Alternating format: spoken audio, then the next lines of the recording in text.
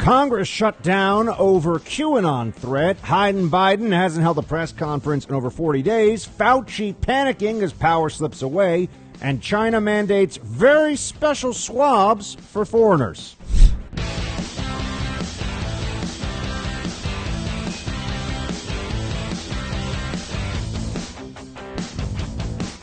Someone explained to me what the point of having thousands of soldiers, fencing, barbed wire, all these security precautions in D.C., turning it into an armed camp around the Capitol.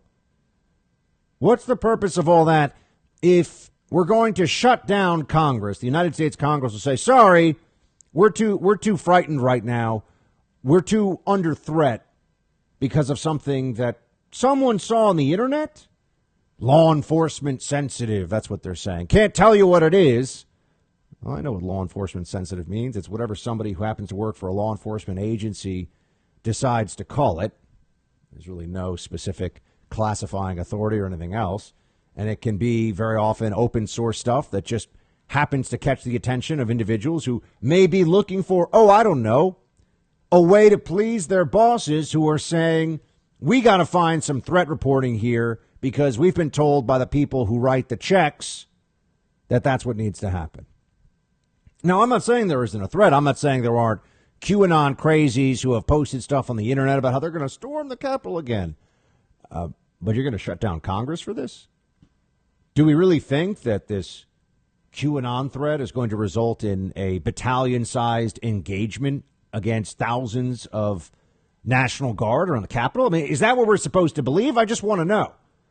Why are they shutting this down? Why would they bend the knee to online lunatics in this way? Unless it's really not about security and safety and all that at all. And this is something that I see here. I used to work in threat reporting and the national security side of things. I was at the CIA's Counterterrorism Center. I was at the NYPD's Intelligence Division. So I can tell you that if you want to find, on any given day, you want the ability to say, there's a threat. Remember during the early days of Homeland Security? Today we're in an orange day. We're in a yellow day of threat. Maybe it's chartreuse. Maybe it's more like burgundy. I don't know. Does it go with my shoes? Remember all that? The color-coded threat days? And at that point, there were civil libertarians. There were people who were left of center who were willing to say, this is government overreach. This is madness. You can't have this. But now, the Democrat Party, the left, the ACLU, all of it, on board for authoritarianism, on board for stamping out dissent, destroying the Republican Party, silencing opposing voices in our politics. It's necessary, you see, to defend our republic from the threat of QAnon. I've never even met somebody who believed in QAnon. Republicans have a 97, I believe, % negative view of it, thinking that it's nonsense. And yet here we are being told, and by the to get 97% of people aren't sure that, stubbing their toe is a bad thing, right? So 97% is actually pretty high. And we're shutting down the Capitol. Why are we doing this? Why are we shutting down Congress right now? How has this decision been made? I just spoke to Congressman Devin Nunes yesterday. He's on the House Intelligence Committee. Is there any threat reporting that has him worried? No. Why is it that only Democrat members of Congress are speaking to the press about this? Because it's about the optics. It's about making sure that they can continue with this narrative that D.C., that the Capitol, the sacred sanctum of our democracy, right? The United States Capitol building is under a constant threat from QAnon. And by QAnon, they really just mean Trump supporters. That's the jump that all the CNN watchers, all the MSNBC viewers immediately make.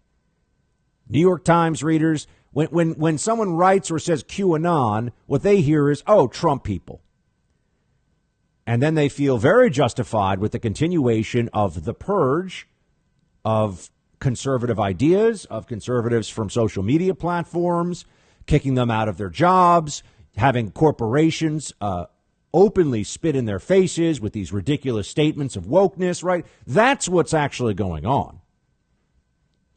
but they think it's entirely justified. They have to perpetuate this exaggerated, this hysterical narrative about how the Capitol is under threat, and at any moment it could just spill over, and we might lose our democracy unless we have thousands of soldiers, unless we have a preparation for what looks like a foreign invasion in our nation's capital. It's so absurd. The people I know who are in D.C. and who are watching this play out just say it's obvious that this is for theatrical purposes, that this is so that they can have, AP photographers and, Reuters journalists and CNN correspondents standing in front of the fenced-in Capitol building. Any moment now, those Trump supporters are going to come after us. This is really a similar mentality to your neighbor who thinks that if you don't wear 3 masks when you're driving alone in your car, you don't take the virus seriously. This is a state of hysteria. I think we also have to remember that because of the panic porn purveyors, because of the way that we've all been made to feel so afraid of coronavirus and have accepted authoritarianism in America almost without question in many cities. I mean, it's the cities that have been the worst for this, and they've just gone along with whatever absurd Fauciism has been inflicted upon us. But you see this, it continues to play out, and you realize that the American people are emotionally, a lot of them, emotionally unwell right now. There is a mass psychosis that has descended on this country, along with a viral pandemic, and people are exploiting it. This is a time of near universal anxiety and often exaggerated fear, and there are cynical, ruthless, selfish, power-mad people in the Democrat Party who want to use this to their advantage. They are trying to run the Obama administration playbook all over again, but this time, instead of a financial crisis, it's a viral crisis, right? It's an epidemiological challenge that we face, and that's the excuse for doing whatever they want to do. Remember, you either got on board with Obama's stimulus or you didn't care about workers. You didn't care about people. Almost $1 trillion spent. Didn't save the banks. That had already been done. But the Obama administration knew that a crisis was a terrible thing to waste, especially if you're an authoritarian who believes that your decision-making, that your right to govern is sacred, although it doesn't come from God. It comes from somewhere else, the state itself, because the state is in place of God for Democrats, as you know. Oh, I know, not all, but the ones who run things, yes, it actually is. Nancy Pelosi is not a spiritual person, I can assure you that. And here we are being told that the Capitol has to be treated like it is under siege, when really what you're recognizing here is that freedom is under siege in America right now. That the optics that they're creating are meant to infringe upon your rights. The optics they're creating gives the excuse for further crackdowns, for treating political and policy disputes as though they're existential crises for the United States of America. This is how the Democrats come into office. They promised normalcy. Are you feeling any normalcy yet? Does this seem like things are going in the right direction? Do you think that they're actually doing the things that they promised during the election? I mean, so far, Biden, as visibly declining Democrat figurehead who just shuffles around, mumbling and signing whatever the activists and special interests put in front of him, is working out exactly as predicted by people like me. This is what you get. They promise technocracy. They promise sound government that'll make things better for all people. And they come in and they focus on an open border, transgender athletes, climate change catastrophism, and controlling and micromanaging every aspect of your life. This is what they do with the power they've been given. Oh, and now they're passing a COVID relief bill that they've stalled for months and months. You know, thousands and thousands of businesses have gone under forever. People's lives' work ruined, gone. Families impoverished because Nancy Pelosi wanted things to work out in her favor politically. Didn't care about this. She wanted leverage. So they've delayed this. Here we are in March, And we're still wondering, when will there be a coronavirus relief bill? Because this one is just a Democrat wish list bill that happens to throw in some COVID-19 relief so that they can make a claim that we all know is ridiculous, that the focus of this is about helping the American people from COVID, when the real focus of this is Democrats spending money on whatever the heck they want. But they don't want you to pay attention to that. You're not supposed to see that. You know what you're supposed to see? The barbed wire, the fences, the National Guard soldiers deployed around our nation's capital as a warning to anybody who would stand against them and say, are you with the insurrectionists? Be quiet, take what you're given, we're in charge now. That's the normalcy that Biden is bringing to you.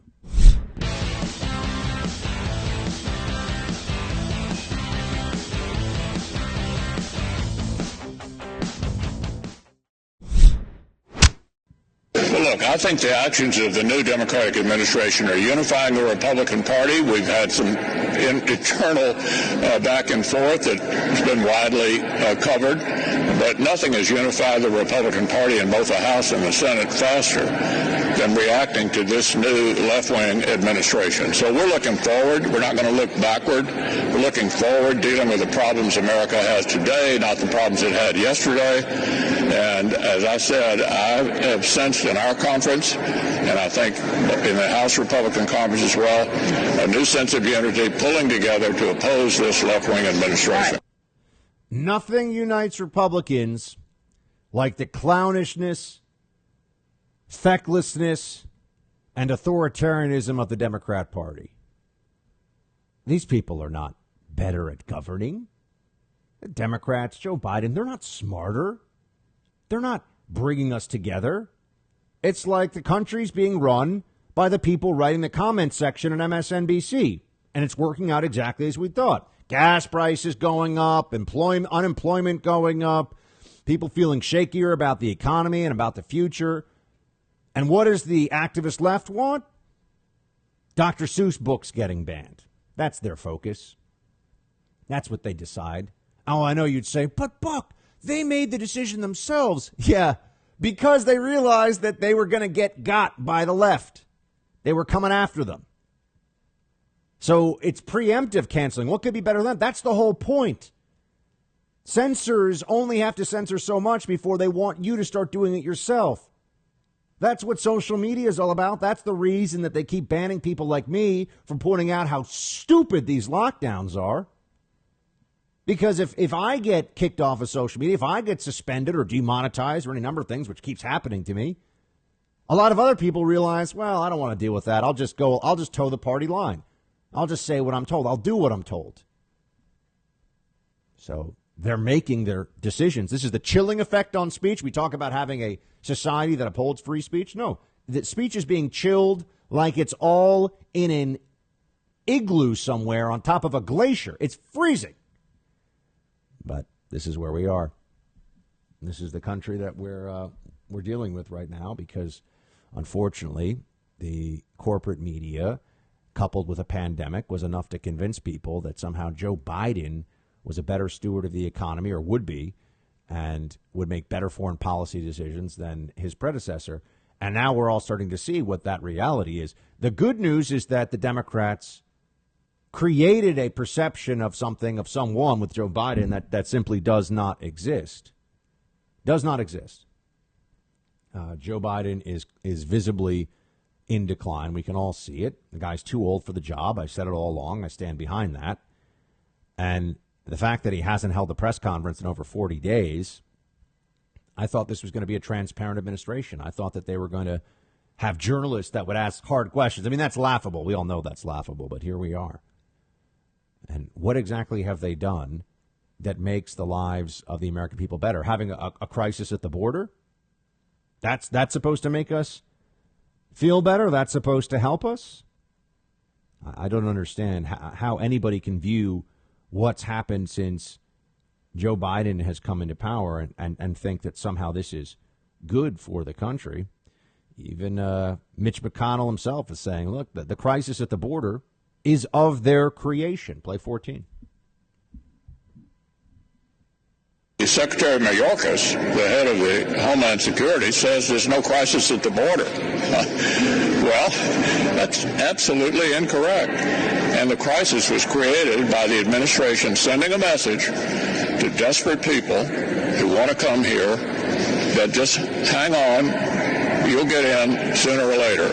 And, of course, the Mexican government then will become less cooperative.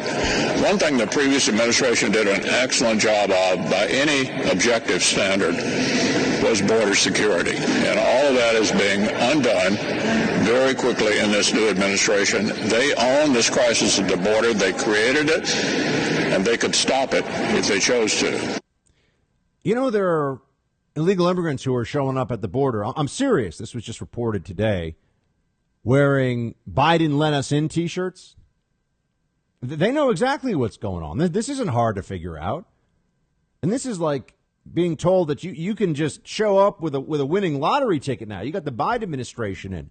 Why go through years of immigration law hassle and doing all these things and get your visa, get your green card, No. Just show up. Show up with a Biden let us in T-shirt. And the Democrats will recognize that this is a political advantage for them to have more and more people coming into the country who will owe their status in the U.S. to the Democrat Party and will also need more assistance on average from the state, from the government, than other immigrants, than other Americans will. So, of course, we understand who they're going to vote for in the aggregate. Not all of them, but 75 to 90% of them. And that's why Democrats are all in favor of this. That's all this is. Do you think it really matters if Biden is a buffoon, if Biden doesn't govern well, if they can just create new Democrat voters at will by kicking the border wide open? You think that we're really going to win this? Look at the trends right now. You have social media shutting down conservatives. You have the biggest media companies and platforms in the world. Just the biggest companies really now in the world are woke. They are anti-conservative. And this is all happening at a time when the Democrats have full control, unified control, really, of the government. I know the Senate is technically split, but it's a de facto majority for the Democrats. And instead of trying to bring us together, instead of showing people that the Democrats will do a good job, I mean, I would be happy to show up here one day and say, wow, guys, this Democrat plan is really working out. I mean, look at how much it's helping the American people. Look at how this is really getting things going. Maybe we should, take a page from their playbook, and the next time around, we'll try it. I'd be happy to do that someday on something. Not a single thing could I say that about. Not one. Not one decision that Biden has made since coming into office that was opposed by Republicans, right? So, yes, getting people vaccinated, of course, is a good idea. This was already happening. I mean, there are things that are going on with the government that are good. I'm not crazy. But not a single change with this administration from the previous administration on policy has been intelligent, has been good. There's nothing. What are they doing? So instead, they want to silence and shut you down. And then if they have to, they'll just make new voters.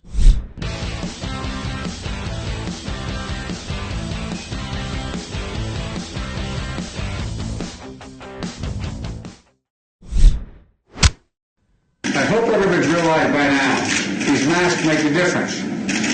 We are on the cusp of being able to fundamentally change the nature of this disease because of the way in which we're able to get vaccines in people's arms.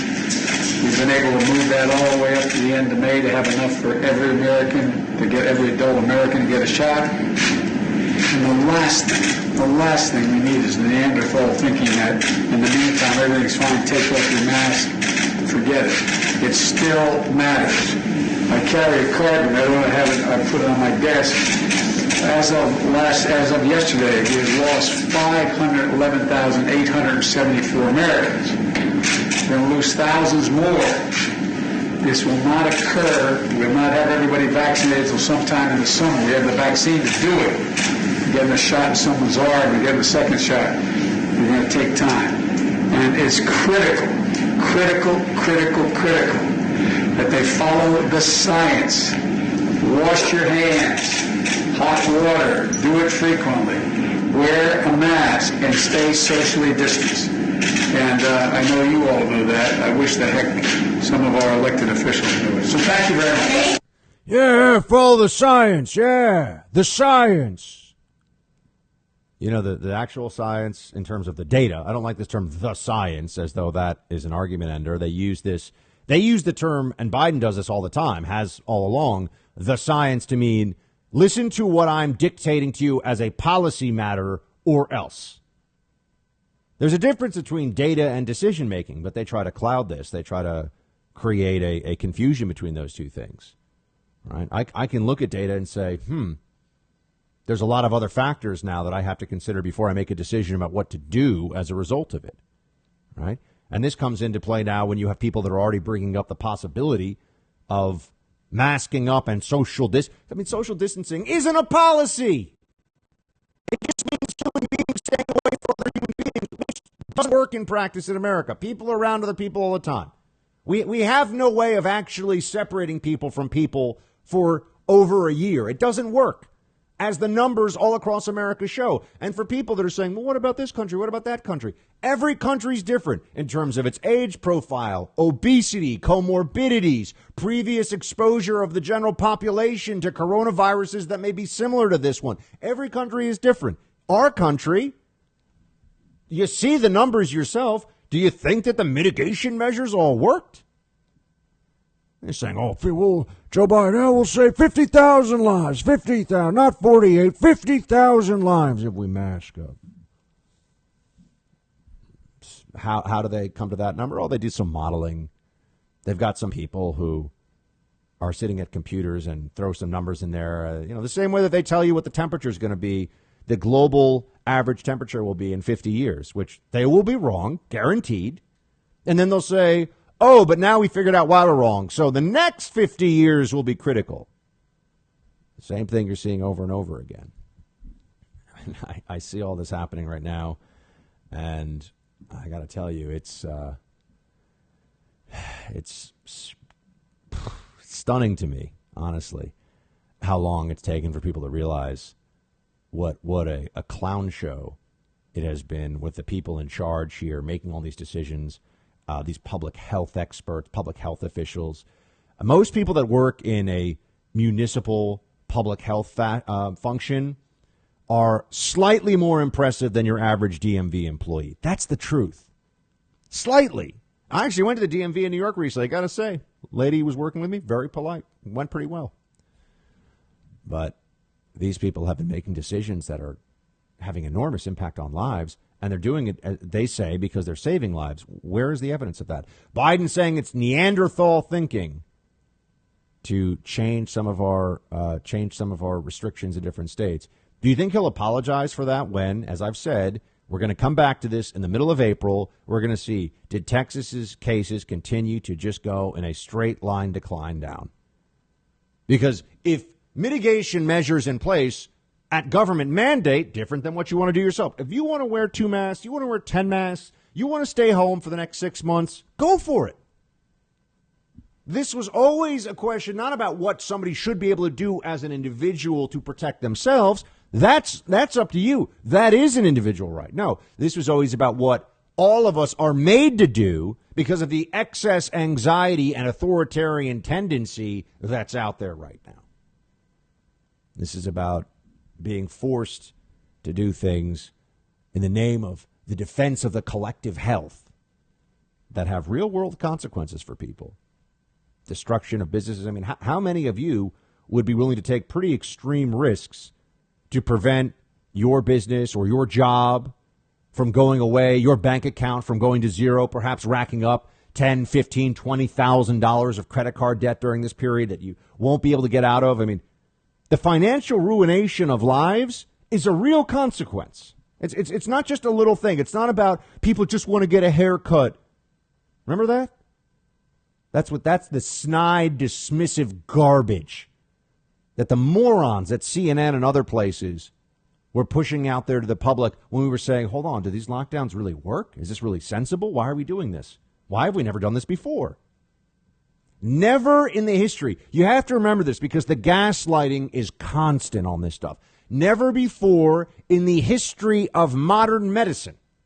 Okay? Never before since we've even known about antibiotics have we done mass quarantine, which is what this is. This is mass quarantine or quasi-quarantine, mass masking, all this stuff. Never happened before. We've been through terrible flu seasons that killed tens of thousands of people. We've had, this, and no. This never happened before. But it's so obvious, don't you see? That's what they tell you now. Clearly, this is, not only is it obvious we should do it for COVID, but now they're starting to say, you're just beginning to hear it. People popping up on TV. Maybe we should do this every winter. Maybe just sort of, scale everything down, stay at home, mask up. I wish there had been a country that had decided that was in a position to say, we're just not going to do any of this and we're going to track everything. I wish there was a state where this would have been the case, too. Now, I know some of you are going to say Florida or you're going to say Sweden, but there have been some restrictions, some shutdowns in place in those in either Sweden, in the case of the country, or Florida. You go to Miami, you got to wear masks when you go into restaurants. There's a different feeling about it, and people aren't acting like you're a mass murderer. If you walk in, you're breathing air like a person does. But it hasn't been entirely without these. I just wish we had a true control group, because I think what you'd see is, by the way, I'm not delusional. I don't think that the absence of mitigation measures would have been some kind of a panacea by any stretch. That's crazy. But I think it would have been basically what you've seen in places that did do extreme lockdowns. That's what if you look at the data honestly in this country and try to get a real and accurate comparison, what you find is what Ron DeSantis is saying now openly, which is that lockdowns don't work. They'll never admit that.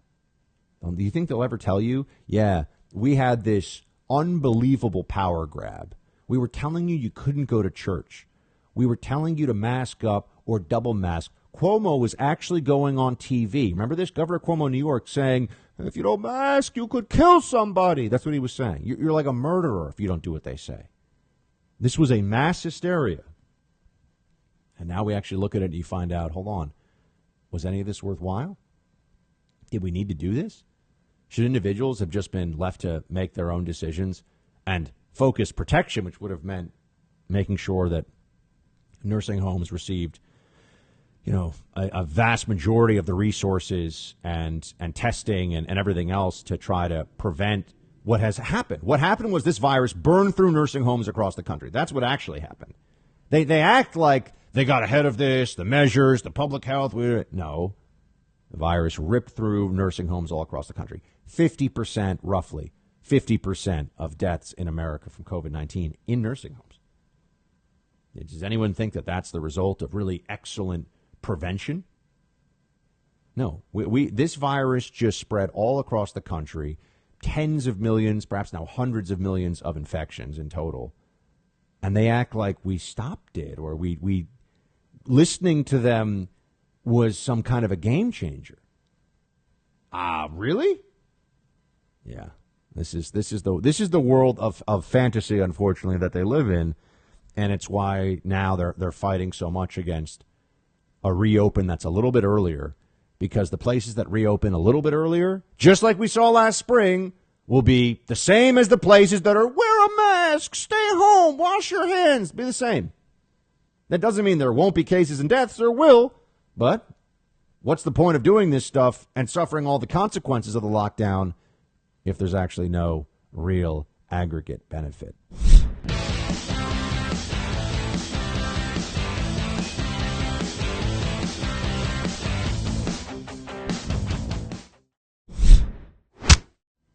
Two things, Brian. First, it obviously is not the type of thing that a president should be saying. But second, he kind of said it on the worst day he could have, because the same day he said that, in Texas, the Biden administration was releasing illegal immigrants into our communities who had COVID. The Biden administration was spreading COVID in South Texas yesterday because of their lack of constraint of testing and quarantining. people who'd come across the border illegally. The Biden administration was exposing Texans to COVID. That is Neanderthal-type approach to dealing with the COVID situation. But more importantly, Brian, is this, and that is with regard to masks, the change in Texas really wasn't all that much different from where we were before for a couple of reasons. First, we are still strongly advocating that every Texan follow the best practice. Where we are today is completely different from where we were this time last year when Texans and Americans didn't know how to deal with this. For an entire year, Texans have learned the best practice, and that is to wear a mask, and we still strongly recommend that people do wear a mask. I sense a little bit of backpedaling here from Governor Abbott, which is disconcerting to say the least. But this is what you've seen all along. You're a politician. You finally say that you're going to cease bending the knee to the madness, and the crazy town just comes after you from all over the place. You're murdering people. All this stuff. This is what they say. This is what they do. And I've got to tell you, I'm angry because we're going to go back into this period now where you have people that are demanding. They're going to keep demanding that you do these things until they feel safe. This is the society we live in now. You know, it's like we're all being turned into the kids that get sent to recess by mom and dad with, you know, a helmet and knee pads and making sure that, you know, you only have a hypoallergenic pillow with you at all times. I mean, this is what they're doing to this country because what are the real benefits of what they've done so far? I mean, I'm talking about mandates, government action.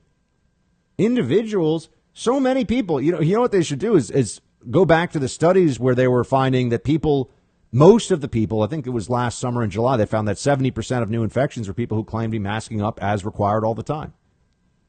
They're still getting sick. How effective can we really think this is when you had mass compliance? Remember, last April, when the virus was at very high levels, you had very few people really in March and April who were wearing masks as a portion of the general population. And then we went through a period where it was all across the country, much more common, much higher compliance, and we still went into a winter with skyrocketing cases and hospitalizations and deaths. And I mean, I know they will. They'll always argue that, well, it would have been so much worse if you hadn't had these policies in place. But they're never going to admit it. I'm not going to relent. I'm not going to stop. But I think what people are seeing now, and I believe the market's beginning to react to this, the stock market, which is a weather vane of sorts of the economy. I think the stock market's reacting to the fact that the Biden people, all they have to do is get out of the way and stop being idiots, and they really believe they're smarter. They really believe the conventional wisdom from the New York Times editorial page and CNN pundits pretending to be journalists. They think that that's actually a reflection of reality. I meant to get to this before. John Brennan, ex-CIA director, who's clearly a loon, he said that he was embarrassed to be a white male recently. We talked about that. He's another one of these guys who is just perpetuating this myth, and it is a myth, that now all of a sudden we have the adults in charge. Play 16. When I was President Obama's Homeland Security Advisor, I'd be talking to the Director of FBI, I'd be talking to the Secretary of Homeland Security, Capitol Police, the Sergeant at Arms in both houses to make sure that all of the preparations were in place. I don't believe that the White House did any of that in advance of January 6th. Now we have adults in the White House, and I think they're going to take this seriously. We have adults in the White House. This is the story. This is the branding exercise we're going to continue to go through. What have they done so far that makes you think that that's true? They've handled the border crisis so well. The cancellation of the Keystone XL pipeline. Did you ever hear Joe Biden say he was going to do that when he was running? I don't remember that. Day one, right away, got to get those sanctimonious environmentalists with big checkbooks. You got to get them, in Malibu and Santa Monica. Got to get them and the Bay Area of San Francisco sending money to Democrats. So do something that makes them feel like they're saving the planet, while they order around the servants, tell them to trim the hedges faster.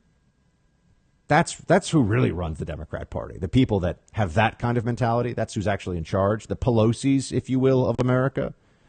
But they continue to perpetuate the lie that this is now the administration run by adults. Who exactly?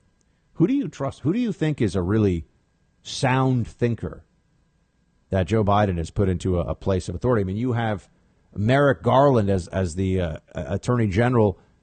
When he's asked questions that are tough, he just goes, "Well, I haven't really thought about that." This is the great legal mind, or that's really just a complicated question, right? This is going to be quite a fight over the next 2 years because Trump psychologically damaged the Democrats so much that whatever common ground would have been easy to find with them in the past on certain issues, on some issues, has largely receded or perhaps evaporated. It's just gone. This is a party that is really the Democrats. They put Biden forward so that they can get AOC ideas done. That's really the game here. And I think people are waking up to it. I think people are starting to understand that that's what's happening.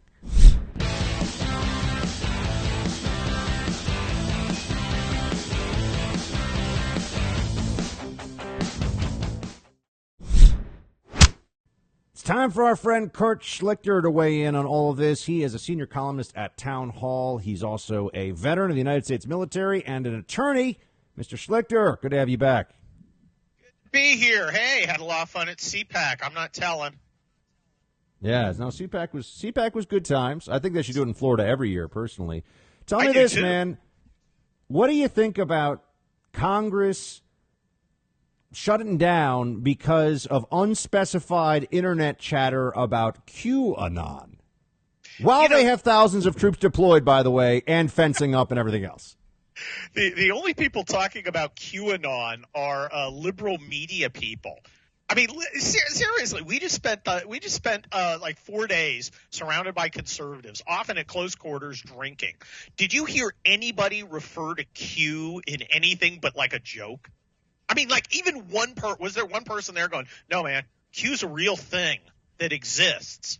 It's so freaking stupid. It's this weird fantasy boogeyman that they've invented, and it's hysterical. And now look, I'm for anything that keeps Congress from doing anything. Look, I mean, that's like, and if mythical capital letters are what it takes to keep Congress from performing mischief, fine, that's cool. What isn't cool is turning Capitol Hill into a fortress and screwing with our soldiers. Did you know several soldiers apparently had to go get medical treatment because the food that they were getting was so substandard? And, of course, 5 miles away is the Pentagon. You'd think somebody there would do something about it, but then again, they're probably planning intersectional operations. How is it possible? I mean, this is something that I saw the headlines of this as well. We got members of the United States military deployed in our nation's capital, at Capitol Hill, and they're being given like rotted, moldy food. I mean, I thought the Pentagon, they can't get these guys some MREs. Like, what's going on? Look, the military is no longer a serious organization. And I hate to say that. I mean, 30 years ago right now, I was in Desert Storm. It had just pretty much ended. I was with 7 Corps, which was the greatest military formation in human history. And I know what competence looks like. This is a joke. They violate every basic rule of leadership. And the thing that galls me is it's not a secret. The generals are 5 miles away. They could be in their car over there unscrewing this in about 10 minutes, and they're not because they don't care, because that's not the priority. The priority is all this intersectional baloney that has taken away from the real focus of the military, which should be the ability to deter or defeat enemies. How much of that is really going on right now with the intersectionality training and all this in the military? I mean, can you give us a sense of how and where that's actually happening? That's happening at every level. And a lot of us veterans are getting a lot of feedback from people still in. They're like, "Kurt, you don't know how bad this is." This is the entire focus. And the problem is you have, career officers, 14, 15 years. They're looking to make the last few to retire. And suddenly they're faced with this nonsense. Look, soldiers do what the commanders check. And if the commanders are checking boxes, that's what they're going to do. That's what's going to happen. If intersectionality is and all this nonsense is the most important thing, that's what the soldiers are going to do.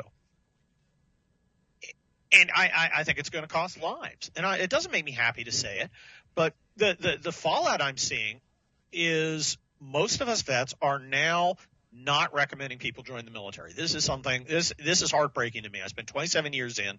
I regret not a second of it.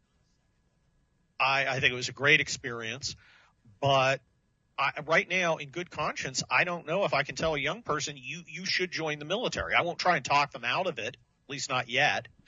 But I don't think this is a place for somebody who is concerned about their own individuality, their own. I mean, have we reached the point where even branches like the Marine Corps, the fabled Marine Corps, are they getting toxic masculinity training in the classroom? I mean, is that stuff happening? Oh, absolutely. There's no safe space. The Special Forces guys are doing it. When you have the Special Forces guys being briefed on, extremists, that's a major problem.